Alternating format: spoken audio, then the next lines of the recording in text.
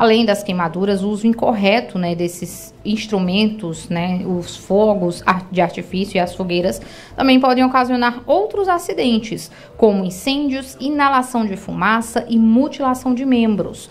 E quem passa para a gente as orientações de como evitar esse tipo de acidente é o chefe da seção de transporte, serviços gerais e telemática do 2º Grupamento de Bombeiros, o Tenente Diego. Tenente, bom dia, seja bem-vindo à Rádio Cidade, né? E conte aí, no caso de crianças, por exemplo, né, como os fogos de artifício devem ser manuseados para evitar os acidentes. Bom dia, gostaria de desejar um bom dia a você e a todos que nos escutam.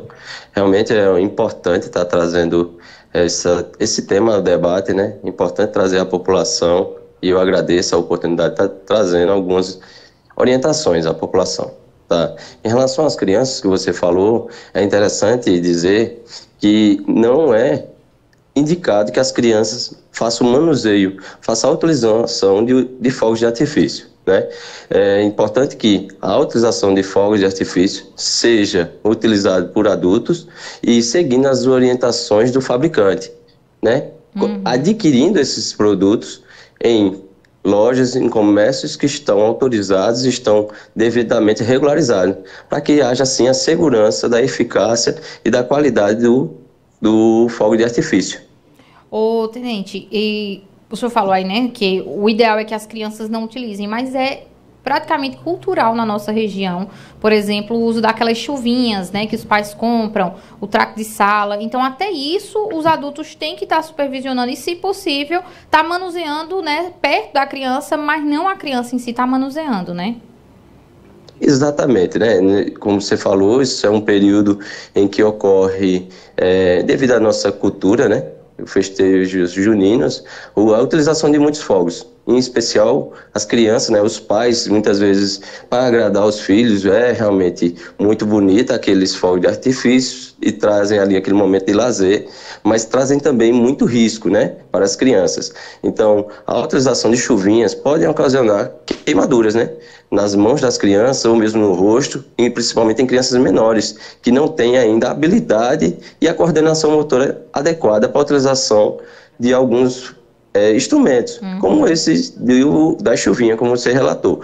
Então, apesar deles parecer ser inofensivo ou de menor lesão, eles podem sim ocasionar graves lesões, né? Até os olhos da criança podem ser afetados. Então, não é indicado, vou reforçar que não é indicado que crianças façam o uso. Mas se ainda for o desejo dos pais utilizarem, mesmo contra essas recomendações, que o façam manuseando junto com a criança, próximo à criança, para que tenha toda a atenção e os cuidados mínimos para que haja a diminuição dos riscos que podem causar às crianças. Outra coisa importante que o senhor falou no início da entrevista é sobre comprar, adquirir esses fogos, né, em locais autorizados. E é fácil a gente saber, por exemplo, locais que estão vendendo esses fogos de forma regular, com autorização do Corpo de Bombeiros. Por exemplo, tem algum documento que fica exposto na loja para que a gente possa saber disso, Tenente? Sim, tem sim. Então, veja só, existem alguns critérios para poder ter a comercialização de fogos de artifício, desde distância, próximo a escolas e a postos de gasolina, mas é importante sempre buscar a documentação, que é obrigatório que os comerciantes deixem visíveis, né? Então tem que ter autorização não só do Exército, que regulamenta a venda desses fogos de artifício, mas também do Corpo Bombeiro. O Corpo Bombeiro vai fiscalizar o estabelecimento, verificar se está com a documentação adequada para poder comercializar e também as distâncias e os locais indicados para a comercialização desse fogo. Então, diante dessa documentação, já passa uma segurança para quem vai adquirir que ali naquele local os fogos de artifício estão sendo vendidos de forma regular e possuem sim uma qualidade necessária para a segurança de quem vai manusear. É importante dizer que até os adultos era interessante não fazer o manuseio. Os fogos de artifício, eles vêm com uma base para que após serem colocados numa base, eles serem acesos pelos adultos e se afastarem, para que não haja também os acidentes. Esses acidentes, apesar da gente focar nas crianças, que são sim, o mais vulnerável nesse momento, mas até os adultos, eles, às vezes, por quererem, como eu posso dizer, soltar alguns fogos mais perigosos, acabam tendo graves acidentes. Podem acontecer graves acidentes, como mesmo amputação de membros. Então, os fogos de artifício com a mão. Sobre as fogueiras, vocês têm uma recomendação, por exemplo, de uma distância que é considerada segura para que ela seja acendida, tenente? Ou isso varia muito do ambiente, de quem está acendendo? Como é que funciona isso? Veja só, a gente pode recordar que aqui no nosso município de Caruaru, mas aí é importante que abrange não só o município de Caruaru, e temos pessoas nos ouvindo de vários locais. Aqui em Caruaru já houve um período em que foi proibido a acender fogueiras, né? Mas essa foi revogada em 2022. E por quê? Porque existe o risco.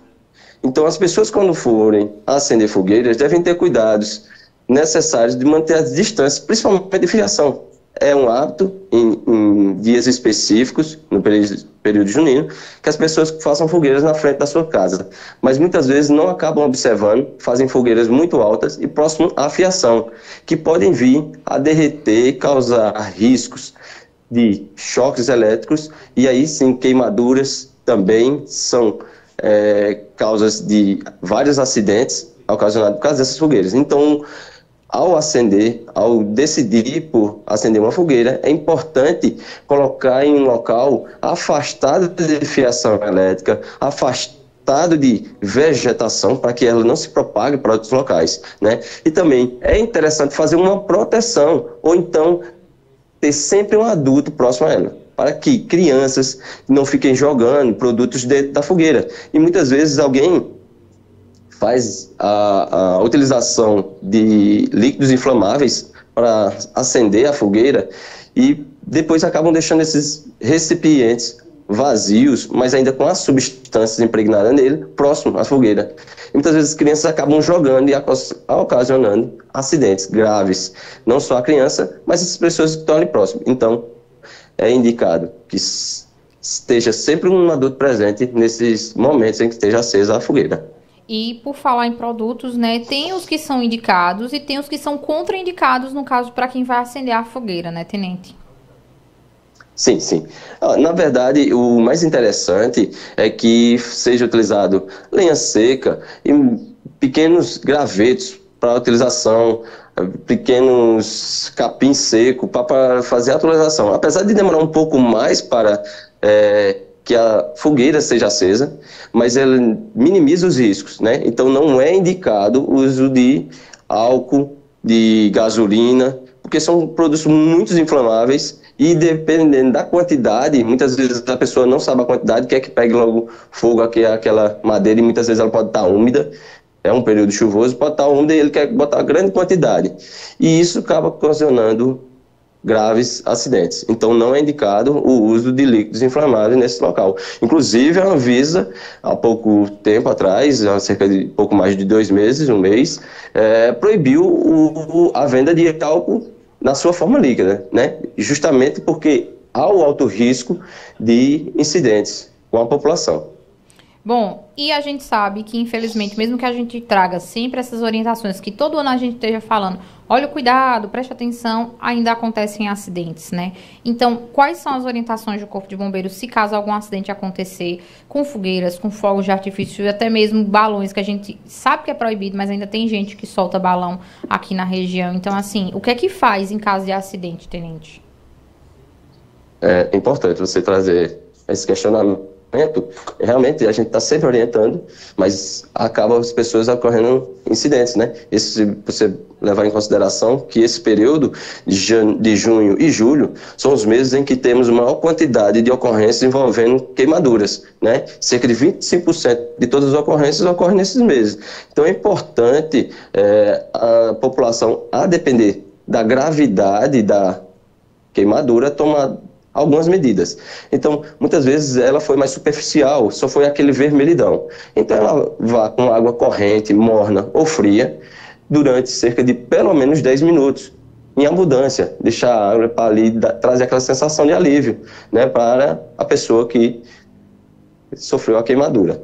Mas se essa queimadura foi mais grave, trazendo bolhas, a exemplo de uma queimadura de 2º grau, então que ela apresenta aquela bolha quando a gente tem uma queimadura mais grave, é importante, enquanto tem um socorro, seja pela própria população no veículo, seja acionando os meios de emergência, a exemplo do Corpo Bombeiro, pelo 193, travar também aquela queimadura enquanto faz o socorro, enquanto ocorre o socorro, e se deslocar para um atendimento de emergência para que haja os cuidados necessários, evitando estourar fora do ambiente hospitalar essa bolha, porque pode ocasionar a infecção, né?